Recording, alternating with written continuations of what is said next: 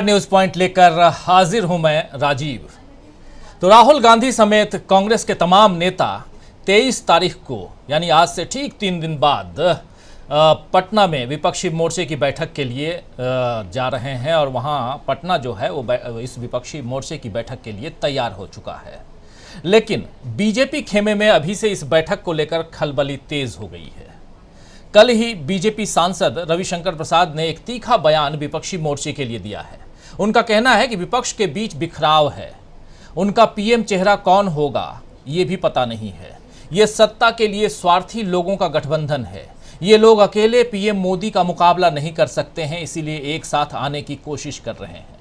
आइए जरा सुन लेते हैं और समझते हैं कि क्या ये डर है, भय है, विपक्षी एकता से पहले बीजेपी खेमे में आखिर खलबली क्यों मच गई है, जरा समझेंगे। लेकिन पहले सुनते हैं एक एक करके कुछ बीजेपी के नेताओं के बयान। पहले रविशंकर प्रसाद। दिन में सपना देखना पर कोई बंदिश है क्या? कौन बनेगा प्रधानमंत्री? ममता तो कह रही है कि कांग्रेस पार्टी सीपीएम से दोस्ती करेगी तो मैं नहीं आऊंगी, मैं विरोध करूंगी। आप देख ही रहे हैं आपस में खटपट है।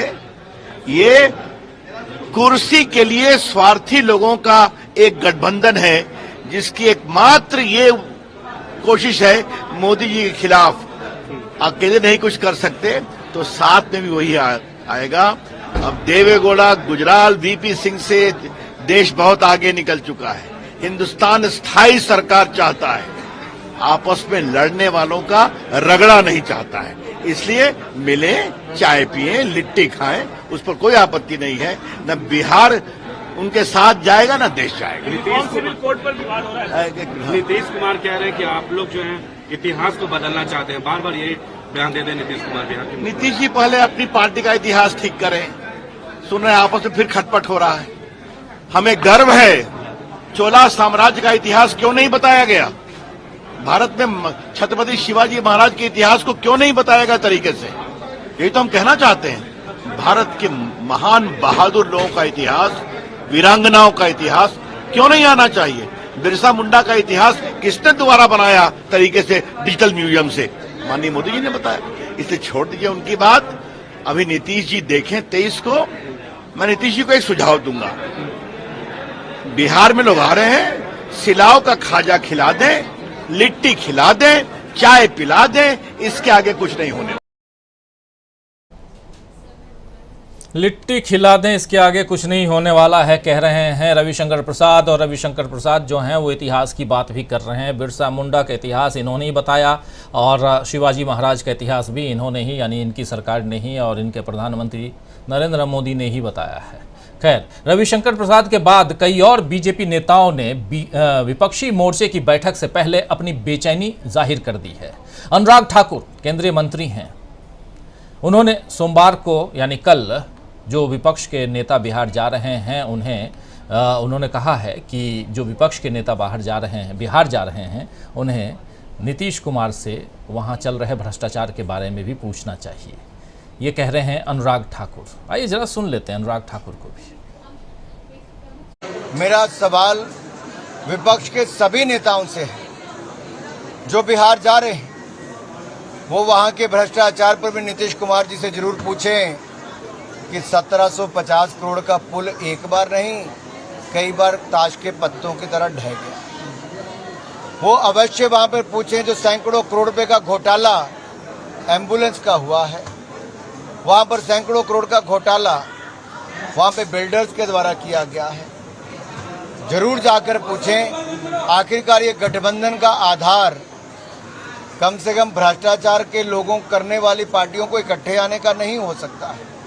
तो इनकी कौन नेता है, इसके बारे में भी अवश्य बताएं। गठबंधन का नेता कौन है, क्या इनकी नीति है, और ये जो नीयत में खोट है क्या इसको भी छोड़ेंगे? तो मेरा अनुरोध रहेगा जितनी पार्टियों के नेता वहां पर जाएं वो नीतीश कुमार जी से अवश्य पूछें ये घोटाले एक के बाद दूसरा जो बिहार का बाहर आ रहा है इसके ऊपर इन विपक्षी दलों का क्या कहना है, और भ्रष्टाचार के बारे में जो 9 साल भ्रष्टाचार मुक्त सरकार मोदी सरकार ने दी है उसके खिलाफ जो ये गठबंधन बना है उन लोगों के एक के बाद दूसरी सरकार के घोटाले बाहर आए हैं। तो ये आप सुन रहे थे अनुराग ठाकुर को। भ्रष्टाचार की बात, घोटाले की बात, पुल टूटने की बात, तमाम बातें यहाँ कह रहे हैं। कहीं ना कहीं घबराहट साफ दिखाई दे रही है। इधर उत्तर प्रदेश के उप मुख्यमंत्री केशव प्रसाद मौर्य ने भी कहा है कि विपक्ष के पास कोई एजेंडा नहीं है और अगर वे एकजुट भी हों तो भी कुछ नहीं होगा, यानी एकजुट भी हो जाएं तो भी लोग उनका समर्थन नहीं करेंगे। ये कहना है केशव प्रसाद मौर्य का। देखिए आप, विपक्ष के पास कोई एजेंडा नहीं है और अगर वे एकजुट भी हो जाएं तो भी लोग उनका समर्थन नहीं करेंगे। केशव प्रसाद मौर्य, उप मुख्यमंत्री उत्तर प्रदेश के।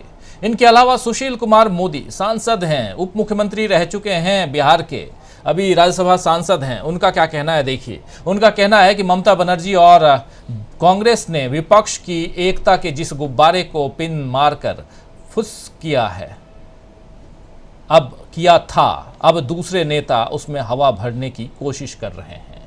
ये कह रहे हैं सुशील कुमार मोदी, सांसद हैं इस वक्त। और इनके अलावा चुनाव रणनीतिकार से नेता बने प्रशांत किशोर, जी हाँ, उन्होंने भी बयान दिया है विपक्षी एकता पर। और उनका कहना है कि बिहार के मुख्यमंत्री नीतीश कुमार की पहली प्राथमिकता बिहार के विकास के लिए होनी चाहिए, चाहे विपक्ष की गोलबंदी हो या ना हो। ये कह रहे हैं प्रशांत किशोर कि बिहार के मुख्यमंत्री नीतीश कुमार की पहली प्राथमिकता बिहार के विकास के लिए होनी चाहिए, चाहे विपक्ष की गोलबंदी हो या ना हो। तो ये बिहार पर केंद्रित रखना चाहते हैं, नीतीश कुमार को कहीं इधर उधर जाने नहीं देना चाहते प्रशांत किशोर। तो दोस्तों, इन बयानों को सुनकर समझा जा सकता है कि विपक्ष की बैठक से पहले और कोई बड़ा फैसला होने से पहले ही बीजेपी कितना घबरा गई है, क्योंकि इस बार बीजेपी को भी एहसास हो गया है कि अब उसका मुकाबला मजबूत और एकजुट विपक्ष से होने जा रहा है। आपको बता दूं कि पटना में होने वाली विपक्ष की बेहद खास बैठक के कार्यक्रम को अंतिम रूप दे दिया गया है। बताया जा रहा है कि इस बार राहुल गांधी की भूमिका बेहद खास हो सकती है। राहुल गांधी 4 साल बाद पटना में कांग्रेस कार्यालय भी जाने वाले हैं, जहां हजारों कांग्रेस कार्यकर्ता उन्हें देखने सुनने के लिए जुटने वाले हैं। कार्यक्रम के मुताबिक नीतीश कुमार के भाषण से बैठक की शुरुआत होगी, फिर मल्लिकार्जुन खड़गे भाषण देंगे और आखिर में राहुल गांधी को बोलने के लिए आमंत्रित किया जाएगा। इस तरह के कार्यक्रमों में प्रोटोकॉल में जिस व्यक्ति को आखिर में संबोधन के लिए बुलाया जाता है वो सबसे महत्वपूर्ण होता है, खास होता है, बिल्कुल मुख्य अतिथि की तरह। तो क्या माना जाए, विपक्षी मोर्चे में राहुल गांधी भी अब मुख्य अतिथि जैसा महत्व पा रहे हैं। जाहिर है कि राहुल गांधी को यह सम्मान उनकी लोकप्रियता और लोगों के बीच उनकी स्वीकार्यता को देखते हुए ही दिया जा रहा होगा, क्योंकि अभी राहुल गांधी न सांसद हैं न पार्टी में कोई उनके पास पद है, यानी कि पार्टी में कोई पदाधिकारी भी वो नहीं है। फिर भी उनके नेतृत्व पर विपक्ष के नेता भरोसा दिखा रहे हैं, ये बड़ी बात है। बताया जा रहा है कि अपने भाषण में राहुल बीजेपी को हराने के बारे में अपने विचार साझा कर सकते हैं। विपक्षी मोर्चे के गठन का सबसे बड़ा मकसद भी यही है। मतलब साफ है कि पटना भावी सियासी गठबंधन के स्वागत के लिए तैयार है। और वही आज इधर दिल्ली की बात करें, पटना तो तैयार है स्वागत के लिए, लेकिन दिल्ली, यहां प्रधानमंत्री नरेंद्र मोदी को विदेश यात्रा के लिए विदाई दे दी गई है दिल्ली में। लेकिन विदाई की इस बेला में कांग्रेस ने कुछ ऐसे ट्वीट कर दिए जिससे बीजेपी बुरी तरह घिर गई है। दरअसल मणिपुर पर मोदी सरकार घिरी हुई है, आप सब जानते हैं, और इस अशांत मणिपुर पर बिना कुछ कहे ही मोदी जी रवाना हो गए, जिस पर कांग्रेस ने एक पोस्टर जारी करके लिखा है कि मणिपुर जल रहा है, मैं चला अमेरिका। ये देखिए आप, मणिपुर जल रहा है, मैं चला अमेरिका। ऊपर लिखा है, जिम्मेदारी से भागने का मेरा पुराना नाता, प्रचार के अलावा मुझे कुछ नहीं आता। ये कह रहे हैं कांग्रेस, कह रही है, कांग्रेस के लोग कह रहे हैं। ये पोस्टर आज प्रधानमंत्री नरेंद्र मोदी के पीछे जलते हुए मणिपुर की तस्वीर है और लिखा जा रहा है, बाय बाय करते हुए, अभिवादन करते हुए प्रधानमंत्री नरेंद्र मोदी, जैसे वो प्लेन पर चढ़ने से पहले करते हैं, आज भी कर रहे थे जब वो अमेरिका के लिए रवाना हो रहे थे। तो मणिपुर जल रहा है और मैं चला अमेरिका। वहीं एक प्रेस कॉन्फ्रेंस में कांग्रेस नेताओं ने पीएम नरेंद्र मोदी की चुप्पी और मणिपुर के नेताओं को मिलने का समय न देने पर भी सवाल उठाए हैं। कांग्रेस कह रही है कि बीते 10 जून से कई पार्टियों के नेता मणिपुर के मुद्दे पर पीएम नरेंद्र मोदी से मिलना चाह रहे हैं, लेकिन पीएम के पास समय नहीं है। खुद बीजेपी के नेता पीएम मोदी से नहीं मिल पा रहे हैं, जबकि भद्दे डायलॉग लिखने वाले मनोज मुंतशिर शुक्ला से पीएम मोदी बिना अपॉइंटमेंट के 45 मिनट तक मिलते रहे। जरा सुन लीजिए, doctor Ajay Kumar press conference कर रहे हैं, प्रवक्ता कांग्रेस पार्टी के क्या कुछ कह रहे हैं, सुनिए। 10 जून से मणिपुर के जितने भी वरिष्ठ नेतागण हैं, सिविल सोसाइटीज के लीडर्स हैं, पॉलिटिकल लीडर्स हैं, और सिर्फ हमारे नहीं, भारतीय जनता पार्टी के प्रधानमंत्री जी से मिलने के अपॉइंटमेंट के लिए कोशिश कर रहे हैं। नरेंद्र मोदी जी से मिलने के लिए 10 जून से जितने भी मंच पर उपस्थित लोग हैं, उसके अलावा उनके चीफ मिनिस्टर, उनके स्पीकर सत्यव्रता जी, सभी मंत्रीगण, सभी लोग जो है ये कोशिश में कि प्रधानमंत्री जी उनको अपॉइंटमेंट दे। लेकिन एक व्यक्ति बिना अपॉइंटमेंट का,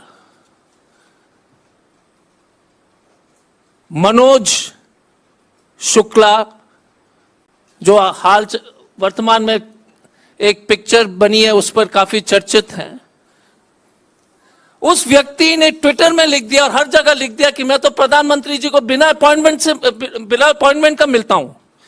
31 मार्च 2023 को आदि पुरुष के डायलॉग राइटर बिना अपॉइंटमेंट का इस देश के प्रधानमंत्री जी से मिल सकते हैं, लेकिन 15 साल से चीफ मिनिस्टर रहे श्री बोबी सिंह जी, मणिपुर के जितने भी टॉप लीडर्स हैं जिन्होंने जीवन दे दिया, खून दे दिया मणिपुर के लिए, जहां पर सब लोग भाजपा के सदस्य मंत्रीगण प्राइम मिनिस्टर से मिल नहीं पा रहे हैं, सिर्फ मनोज मुंतशिर शुक्ला वो बिना अपॉइंटमेंट का मिल लेता है। जो बद्दी बद्दी डायलॉग लिखने वाला, गंदा डायलॉग, हर एक भगवान को बेइज्जत करने वाला, वैसे व्यक्ति को प्रधानमंत्री जी 45 मिनट के लिए जो है उन्होंने अपॉइंटमेंट दिया, 45 मिनट्स। तो मैं यही इस मंच से देश के जितने भी लोग जो सुन रहे हैं और बाद में सुनेंगे, उनको बताना चाहूंगा कि we have a prime minister जो खराब डायलॉग लिखने वाले को बिना अपॉइंटमेंट से मिल लेते हैं, लेकिन देश के इतने सीनियर लीडर से मिलने के लिए उनके पास टाइम नहीं है।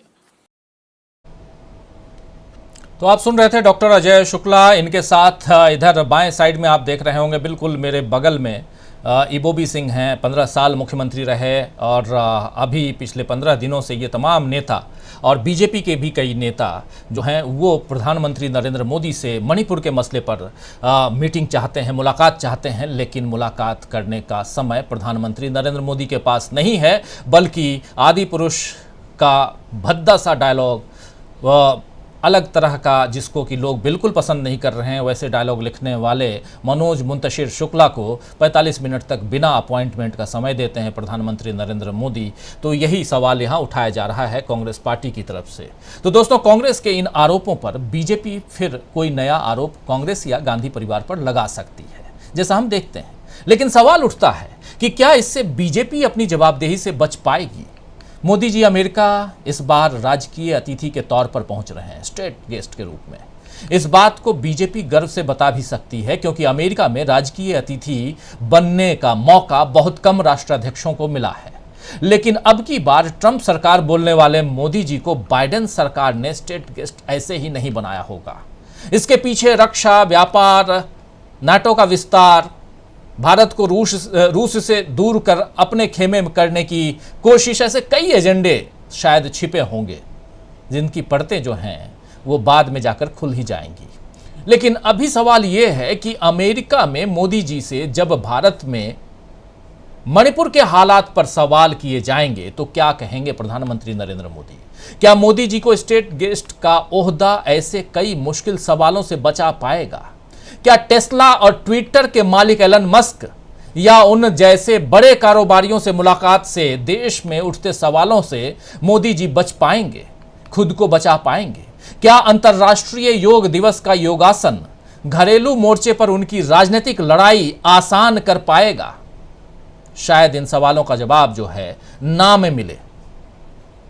तो आइए दोस्तों, आज न्यूज पॉइंट में चर्चा करेंगे कि क्या अमेरिका जाकर सवालों से बच पाएंगे नरेंद्र मोदी, या विपक्षी एकता की बैठक उनकी मुश्किलों को और बढ़ा देगी? क्या राजनीतिक भविष्य का आकलन कर चुकी बीजेपी और इसीलिए बीजेपी में मची है खलबली? विपक्ष की बैठक से बीजेपी